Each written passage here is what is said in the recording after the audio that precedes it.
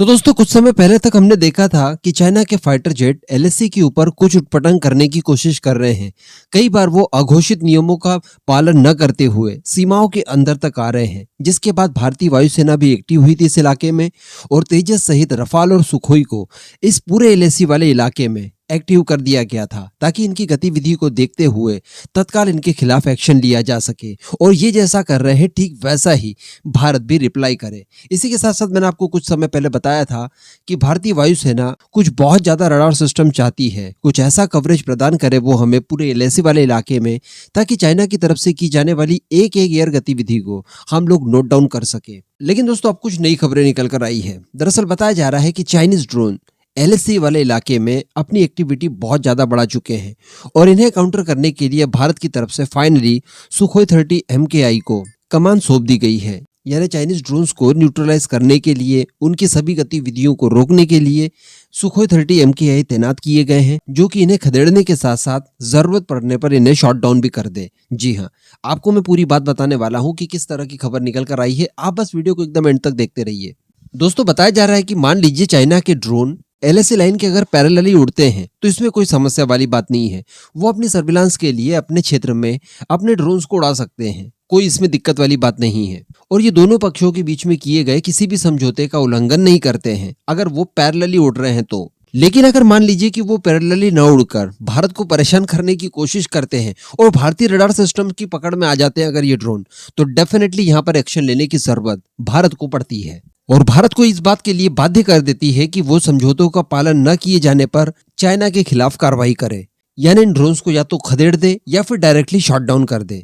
अब बताया जा रहा है कि असम के तेजपुर से लेकर छाबड़ा सहित कई स्थानों पर जो भारतीय सुखोई 30 MKI जेट है, उन विमानों के साथ कई सारे स्क्वाड्रन्स वहां पर मौजूद है और भारत इस इलाके में काफी ज्यादा मजबूत डोमिनेंस रखता है। इसी के साथ साथ बताया जा रहा है कि भारत के पास जो राफेल विमान है उन्हें भी वेस्ट बंगाल के हाशीमारा एयरबेस पर काफी नजदीक में ही यानी तैनात किए गए हैं। तो एयर डोमिनेंस की बात की जाए तो इस इलाके में भारत की बड़ी मजबूत है। इसी के साथ साथ बताया जा रहा है कि भारतीय वायुसेना को जो S-400 की डिलीवरी हुई है, उन सिस्टम्स की भी तैनाती इस इलाके के आसपास कहीं पर हुई है। लेकिन इसके बावजूद भारतीय वायुसेना इस समय पूर्वोत्तर में जितनी भी हमारी एलएसी है वहां पर चाइनीज गतिविधि को देखते हुए काफी ज्यादा अलर्ट मोड पर आ गई है। यानी उन्हें कुछ इस तरह की चीजें आभास हुई होंगी कि चाइना कुछ उटपटांग हरकत कर सकता है। इस वजह से अपनी जो एक्टिविटी है उसमें बहुत ज्यादा धार दे दी गई है भारत की तरफ से।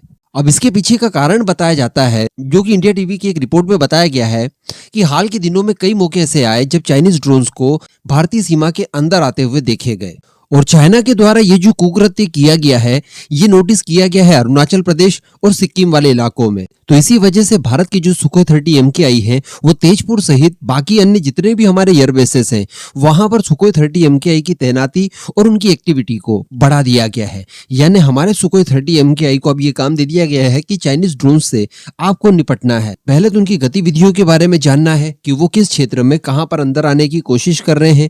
जब आप उन्हें देख लें तो देखिए कि खदेड़ने वाली स्थिति है या फिर डायरेक्टली ठोक देने वाली स्थिति है।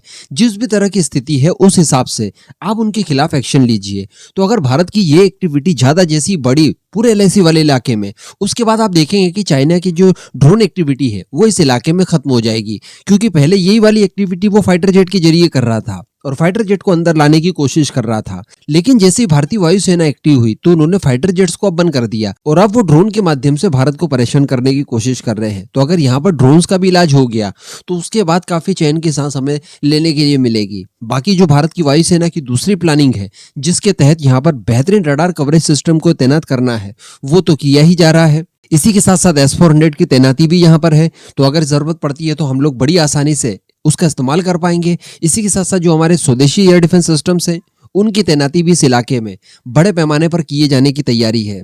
तो अल्टीमेटली हम लोग इस पूरे इलाके को इतना ज्यादा फुल प्रूफ बना लेंगे कि चाइना की तरफ से अगर कोई पक्षी भी घुसकर आता है तो उसे भी हम लोग बड़ी आसानी से देखकर खदेड़ पाएंगे या फिर जरूरत पड़ी तो सीधे ठोक सकते हैं।